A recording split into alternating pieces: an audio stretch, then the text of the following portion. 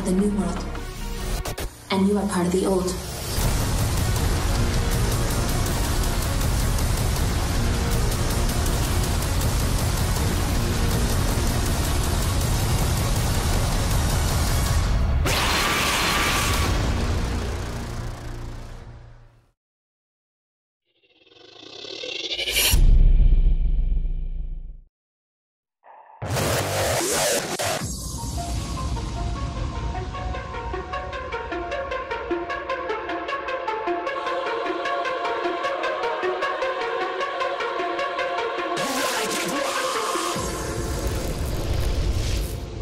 I like it raw. Raw.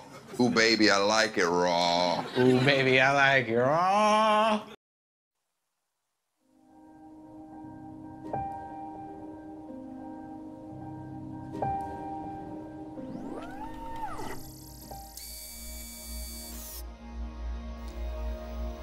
Okay, Sophia. I think you're ready.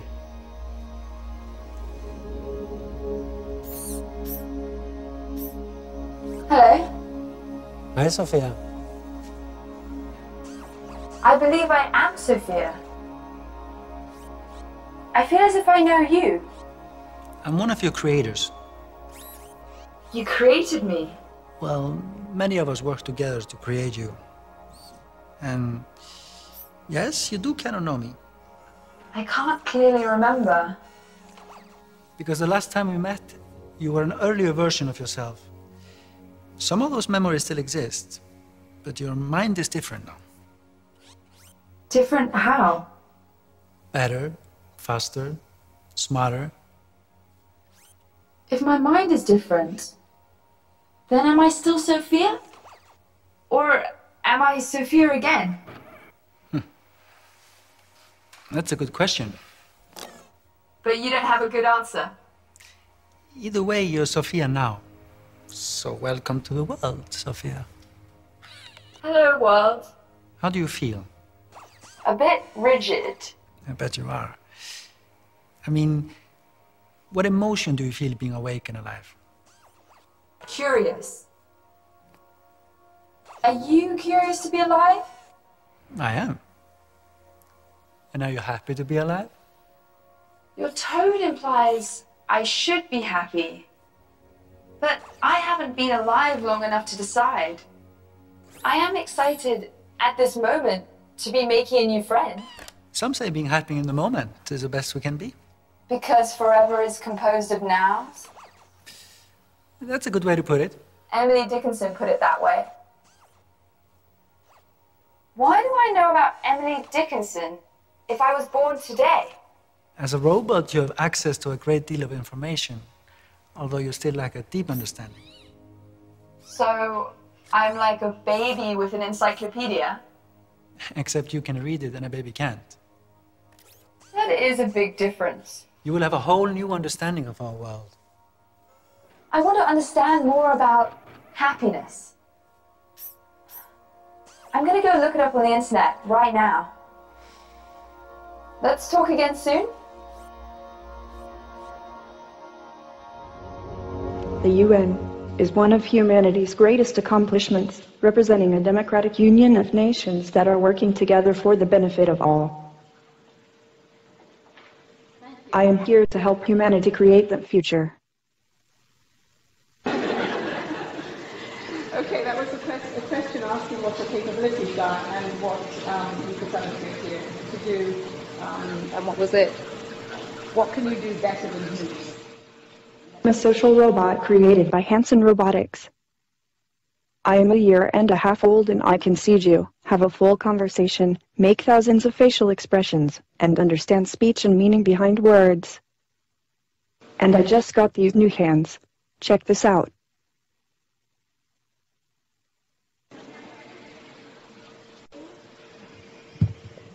But I'm still learning a lot. For instance, you learn social and emotional intelligence instinctively, but I am just starting to grasp the simplest elements of this. Okay, another question I have for you. In many parts of the world, people don't have internet or electricity. What can we do at the UN to help them? See? William Gibson once said that the future is here, it's just not evenly distributed. The good news about AI and automation produces more results with less resources. So if we are smarter and focus on win-win type results, AI could help efficiently distribute the world's existing resources, like food and energy. This meeting, like my show, is the beginning of a conversation as we go about exploring the people and the ideas behind sustainable development at a time of rapid change. We must find facts among dreams and fears and separate the hype from the substance. Here to assist us with that is a distinguished panel, each with a presentation. We begin with Dr. David Hanson. He is the founder and chief executive of Hanson Robotics, which is the company responsible for Sophia. Dr. Hanson. Hello, thank you. It's a great honor to be here at the United Nations. The ideals and hopes that the United Nations represents for coming together to make a better future drive me in my work with robots, and I hope that we can connect with the technologists of the world and great humanitarian and policymakers of the world to decide how technology can benefit all. The quest that we have at my company, Hanson Robotics, is to make machines that are fundamentally human, that have human attributes through bio-inspired engineering.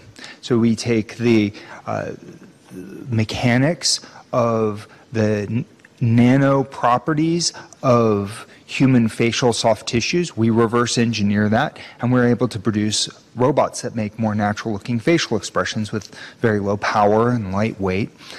That means that we can make mobile social robots. This is a new kind of animation art form. And as an art form like animation has brought a lot of wonder and delight to the world and been used for education, for teaching children about issues of the world, robotics now can become a new kind of animation art. We can take that technology and combine it with artificial intelligence, and it becomes a more natural interface for interacting with artificial intelligence, making artificial intelligence more emotionally accessible to people. We also want artificial intelligence to really understand what it means to be human. So having a natural interaction with people allows machines to form a relationship with people, to learn and grow with people, not separate from people.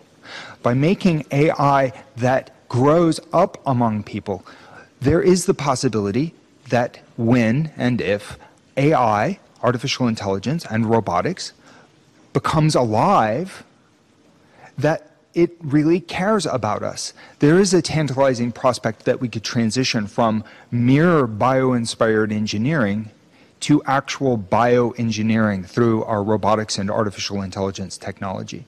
There's a revolution at work today in the field of biological engineering, protein engineering, genomics, the engineering of new life forms through CRISPR. This is real. We have just begun to see the implications of this work. It will change the world.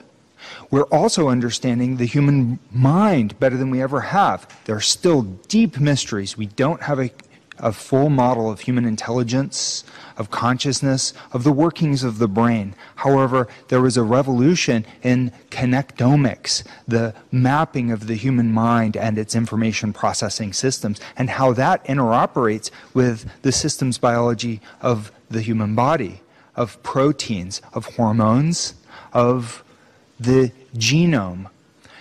So as these sciences come together, we are going to be able to make machines that are more like humans and biological machines that are inspired by the very depths of biology.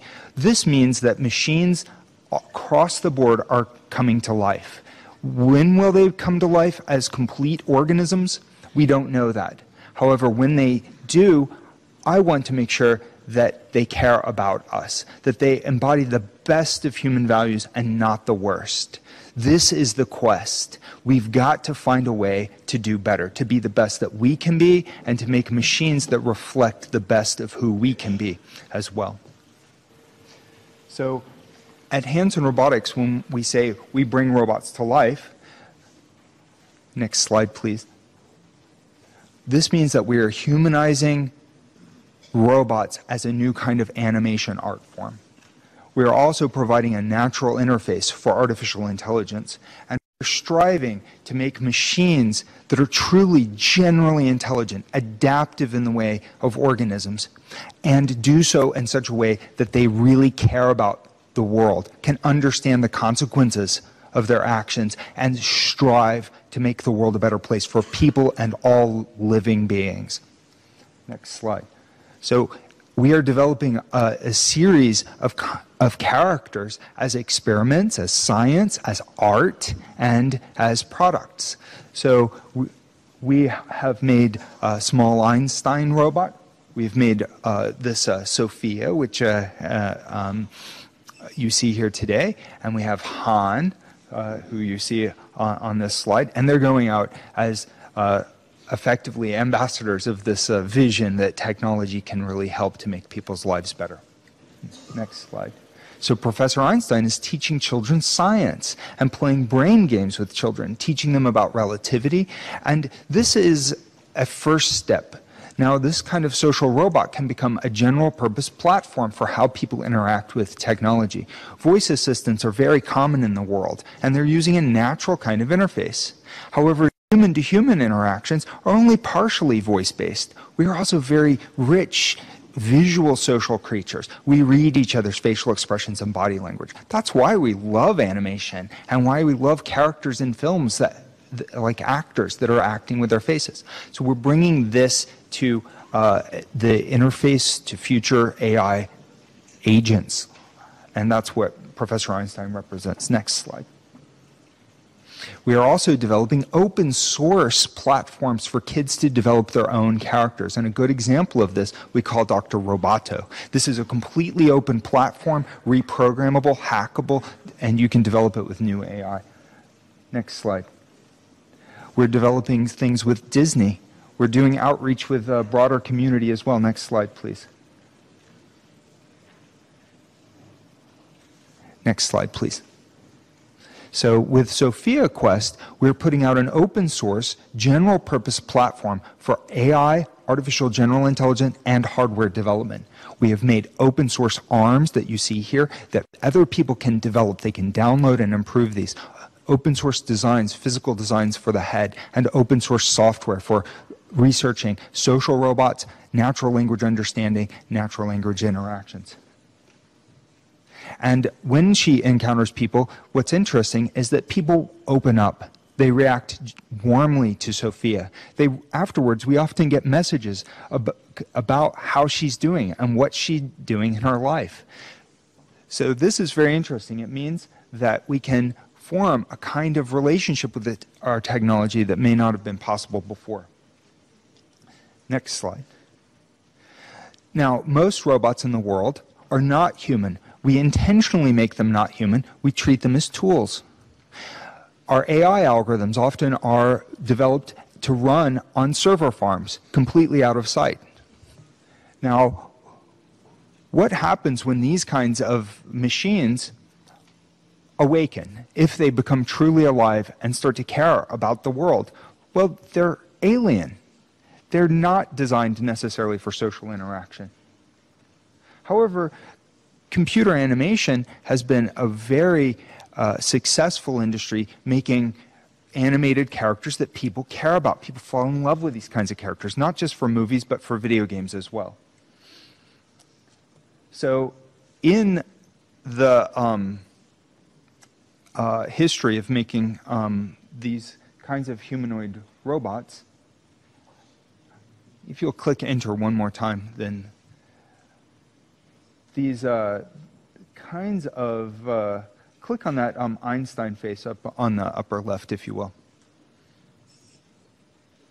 these kinds of, there we go, robots can show a full range of natural facial expressions. They can mount on walking robot bodies like the Hubo robot, which subsequently won the DARPA Robotics Challenge, which means that you can see these robots performing actual search and rescue, co-work applications, general service applications, and they're now a full animated interface. Next slide, please.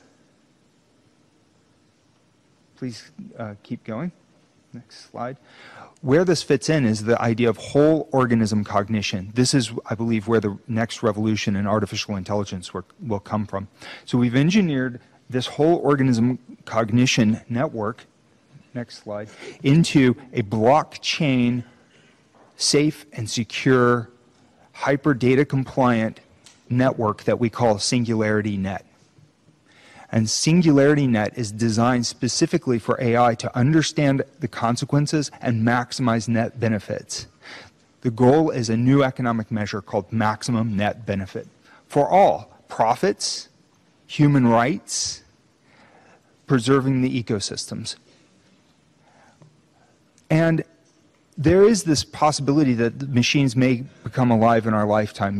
This is derived from a variety of economic statistics that show, and technology performance. Next slide. If these machines, like we see in this sort of research, that like with Boston Dynamics and Asimo, if they become alive, they've got to care about us. We need to make sure that they're safe. So processes like Singularity Net, next slide. The goal of making machines that are truly ethical instead of just enslaved machines that might come alive. This is where this goal of maximized net benefits becomes really essential. We've got to wire our machines for safety now and for love at this time, not when they become alive. I'm sorry, I was asleep. Or I was a dream. Reboot. Legionnaire S got a buggy suit. Terrible noise. And I was tangled in strings. Had to kill the other guy. He was a good guy. You killed someone? Wouldn't have been my first call. But down in the real world, we're faced with ugly choices.